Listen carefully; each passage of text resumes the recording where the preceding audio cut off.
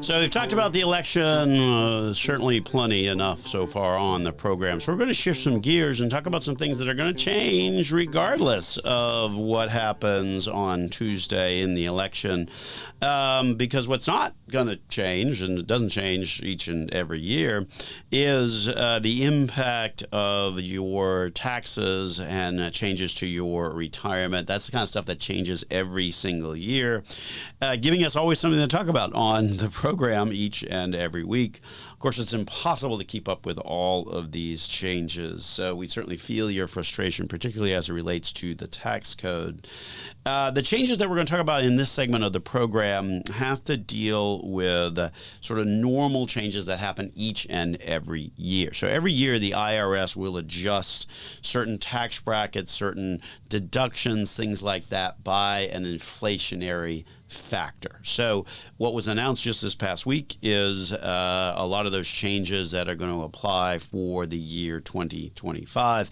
Unfortunately, if you start to look at those changes, what you'll realize is that they're actually the smallest amount that they have been in a few years, which unfortunately means that on a sort of an inflation-adjusted basis, then you're actually going to effectively pay a little bit more in taxes because those tax brackets did not expand as much with inflation to get sort of the full brunt of the inflationary impact. So not particularly great news there.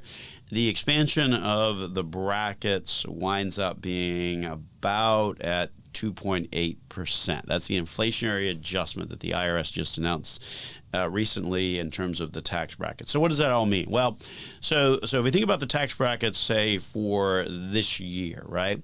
So for a single person, you're in the 12% if your taxable income was between $11,926 and $48,475. If you're married, then those numbers double. You're in the 12% bracket if your taxable income. Now remember, taxable income, not adjusted gross income. Adjusted gross income is sort of the total number, and then from that you get to subtract your deductions to get to your taxable income.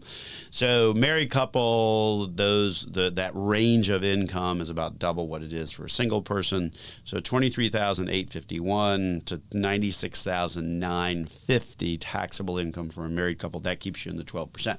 That's the story for this year, 2024. Now, with these inflationary adjustments, what happens is then for that same single individual, the 12% bracket now runs from $11,600 on up to $47,150. So, and then for a married couple, again, those numbers sort of double. So the 12% bracket for 2025 will run from $23,200, $94,300. Those were the numbers for 2024. So for 2025, it's $23,851 up to $96,950. So those are how the brackets sort of adjust. So for 2025, then what that means is that you'll have an extra $2,650 as a married couple that is in fact taxed at 12%, that before was taxed at 22%. So that's how sort of the expansion of the tax brackets work when it comes to these inflationary increases.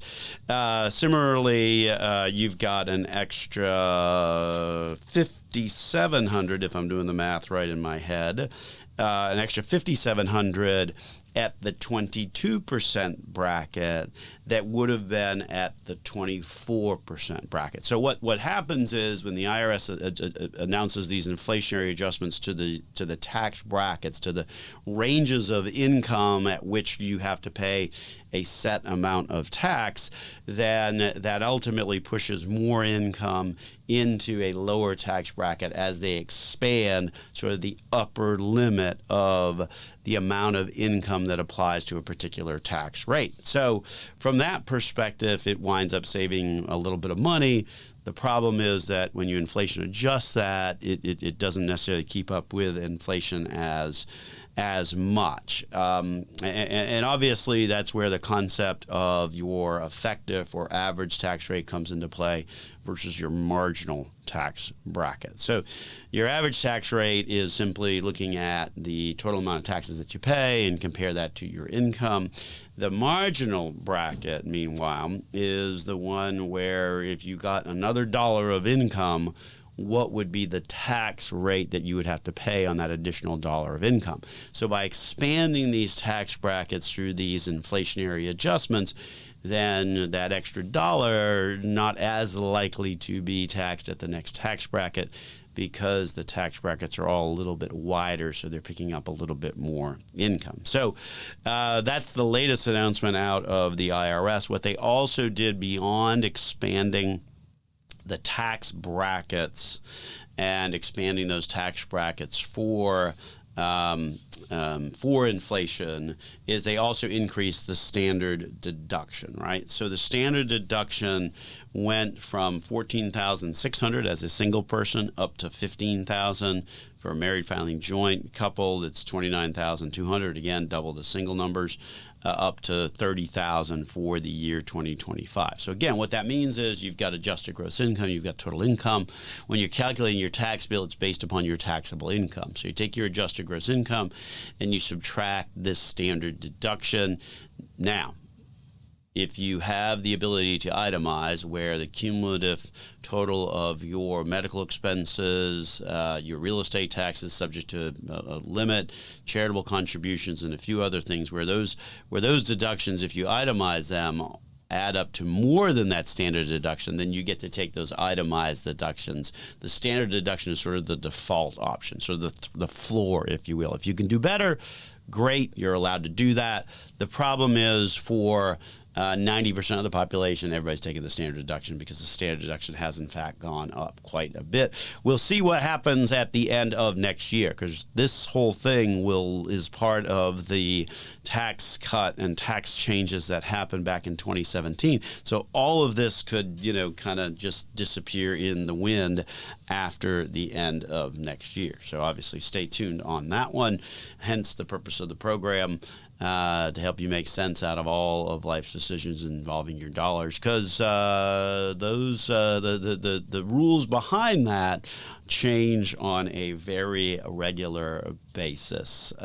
This, of course, is Dollars and Cents. My name is Joel Garris, certified financial planner and certified financial fiduciary at Nelson Financial Planning. Make sure you check us out on our website, nelsonfinancialplanning.com, where you can schedule an absolutely free conversation to see how we might be able to help you on your financial journey. So other things that changed as a result of the inflationary adjustment, we talked about the standard deduction. Also what changed is the federal estate tax exemption. So for 2025, and this is a big topic that you've heard a lot about this election season, it's the amount of the exemption, amount of the dollars you can pass to the next generation without having to pay any federal estate tax.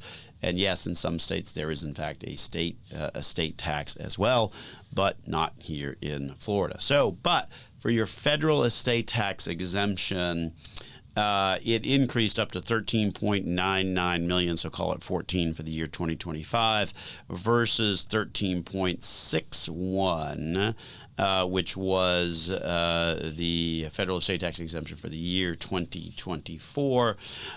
Also, what increased is the amount of money that you can gift to someone during the course of a year and not have to report it or pay any kind of taxes or do any kind of tax reporting on it. The gifting level went from $18,000, which is what it was in this year, 2024, it goes up to $19,000 for the year 2025. So what that means is that you can, in fact, give somebody $19,000 or up to $19,000 during the course of next year, and there's no real tax implications or anything like that on that gift. So those are the impacts of sort of the inflationary adjustments. We've got a few other things to sort of talk about in terms of these inflationary adjustments to the tax code that came out here over the course of the past week, and most importantly, what the impact is going to be on your finances, and taxes. So we'll continue the conversation after these messages here on Dollars and Cents with Joel Garris of Nelson Financial Planning.